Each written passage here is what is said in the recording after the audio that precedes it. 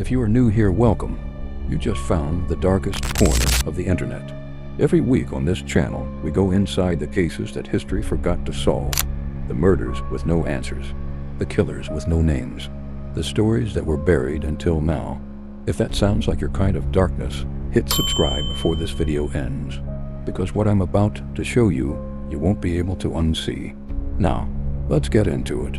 Before we begin, I need you to understand something.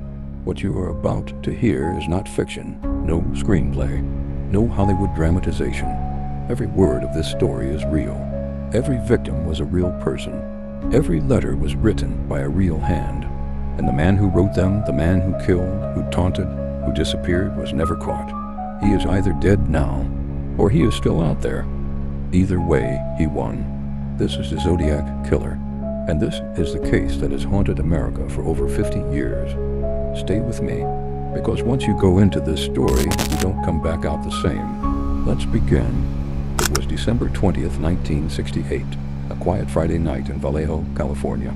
Two teenagers, David Faraday, 17, and Betty Lou Jensen, 16, parked their car on a remote lover's lane just off Lake Herman Road.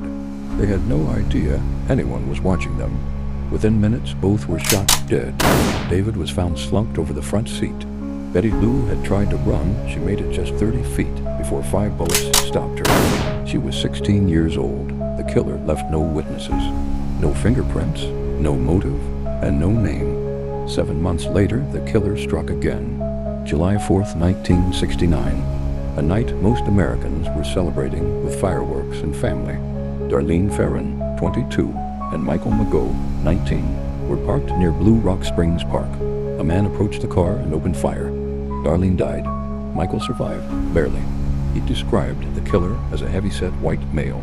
That description would be almost all law enforcement had to go on for years. But then something extraordinary happened. Something no killer had ever done before. He called the police himself. At 12:40 a.m., the Vallejo Police Department received a call. A man's calm, emotionless voice said, "I want to report a double murder. If you go 1 mile east on Columbus Parkway to a public park, you will find the kids in a brown car. They were shot with a 9mm Luger. I also killed those kids last year." Then he hung up. Police traced the call to a payphone less than a block from the Vallejo Police Department itself. He had been watching them the entire time. Then the letters began. 3 newspapers, the San Francisco Chronicle, the San Francisco Examiner, and the Vallejo Times-Herald, each received a letter. Each letter contained 1/3 of a 408-symbol cipher.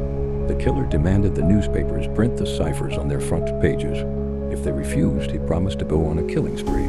Each letter was signed with a single symbol, a circle with a cross through it, like the crosshairs of a gun scope. He called himself the Zodiac. The ciphers contained one decoded message that chilled investigators to the bone. "I like killing people because it is so much fun. It is more fun than killing wild game in the forest." He had spelled forest wrong. Whether that was deliberate or careless, nobody knows. That symbol, that crosshair circle, it appeared on every letter, every cipher, every threat. Investigators believed it wasn't random. The Zodiac had chosen it deliberately. A gun sight, a target, as if every person alive was in his crosshairs. He wrote 37 confirmed letters in total. Some contained pieces of victims' clothing as proof. Some contained new ciphers still unsolved to this day. One letter simply read, "I am mildly crestfallen that you have not found the water skiing salesman I wasted last month." A man had been found stabbed near a lake. Nobody had connected it to the Zodiac until that letter arrived. On September 27th, 1969, the Zodiac did something no one expected. He appeared in broad daylight. At Lake Berryessa, he approached 2 college students, Brian Hartnell and Cecilia Shepard, who were picnicking by the water. He was wearing a hood, black, square, with that same crosshair symbol stitched onto the chest in white. He tied them both up. Then he stabbed them repeatedly. Brian survived. Cecilia did not. Before leaving, he walked to Brian's car and carved the dates of all his previous attacks into the door. Then he drove away. He called police from a payphone again to report his own crime. And then silence. The letters slowed. The killings stopped. Or at least the ones we know about. The Zodiac himself claimed 37 victims in his letters. Police confirmed only 5 deaths and 2 survivors. The gap of 32 unconfirmed victims has haunted investigators for over 50 years. Suspects were investigated and cleared. One man, Arthur Lee Allen, was considered the most likely candidate for decades. His handwriting didn't match. His DNA didn't match the DNA found on the envelope stamps. He died in 1992. Never charged, the case officially remains open. The Zodiac Killer has never been identified, never been arrested, never faced justice.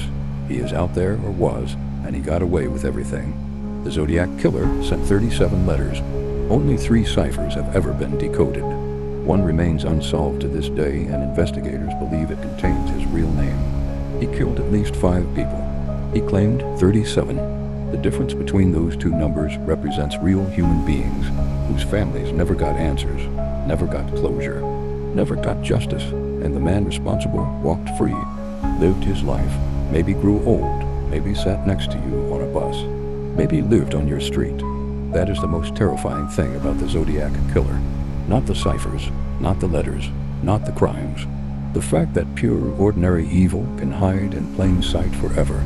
If this story kept you here until the very end, then you already know you belong here. This channel exists for people like you. People who need the truth even when the truth has no ending.